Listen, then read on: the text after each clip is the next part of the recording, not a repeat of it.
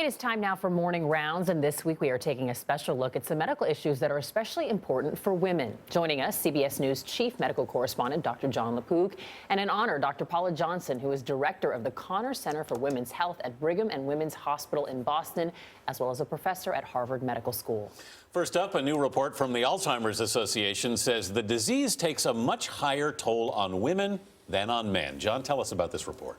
Well, we know how devastating the illness is. More than 5 million Americans are affected. But we didn't realize is how it affects women in particular. 2/3 of the people who have Alzheimer's are female.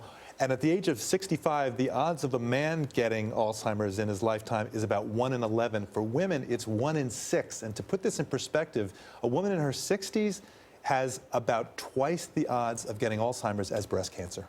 Yeah. Dr. Johnson, it's interesting because I think a lot of people say, but women with Alzheimer's tend to live longer. Your research really highlights that it is a different disease in both sexes. It's really an emerging science. And, you know, the current thinking has been that it is only because women live longer that they have greater numbers with Alzheimer's.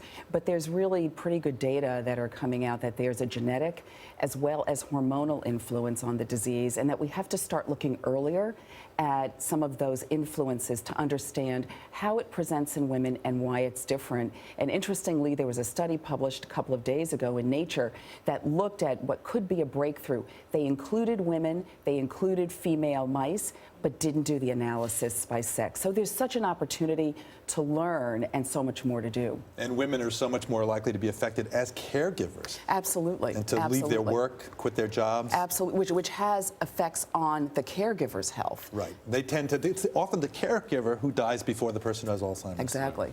Dr. Johnson, you studied gender differences in many areas of medicine. Right. Tell us about that work.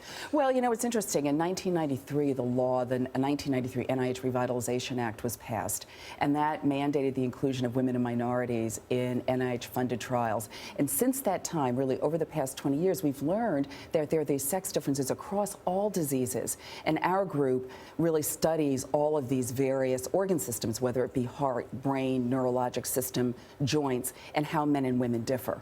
John, is there an example of specific disease you can point to that's different? Yes, this is not just a theoretical thing. It leads to real changes in treatment. For example, women who don't smoke are about a little bit more than twice as likely to get lung cancer as men who don't smoke.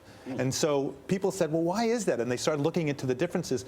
It turns out that on a molecular level, there are genetic mutations and hormonal changes that are different in these women who don't smoke and get lung cancer, and that has led to more effective treatment. So it's not just a theoretical thing, it actually leads to better medicine. Dr. Johnson, you've also looked at sex differences in depression. Right. Tell us about that. Well, you know, depression is the major cause of disability worldwide for both women and men, but women are 70% more likely to be diagnosed with depression over their lifetime.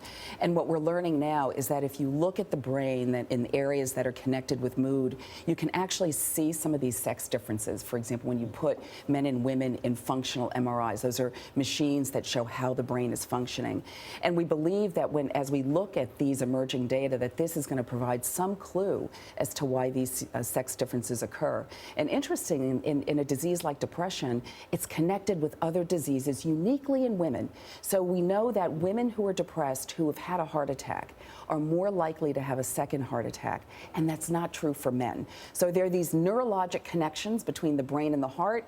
Looks like there's some real sex-specific findings there. More work needs to be done. It would only seem natural then, John, that drugs affect a man and a woman differently then. Do they? They do, and this is a big deal, and we're just starting to scratch the surface of this.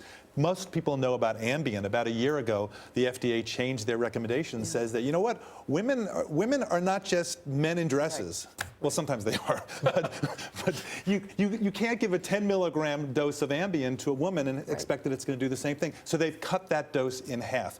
It's the same thing for other things like heart disease and anesthesia. And it's not just that women are more sensitive. Sometimes they're more sensitive, sometimes they're less sensitive. Right, our metabolism is different. Yeah. I mean, look, you know, initially we said that you take an aspirin a day to prevent heart attacks. That was a study done a number of years ago.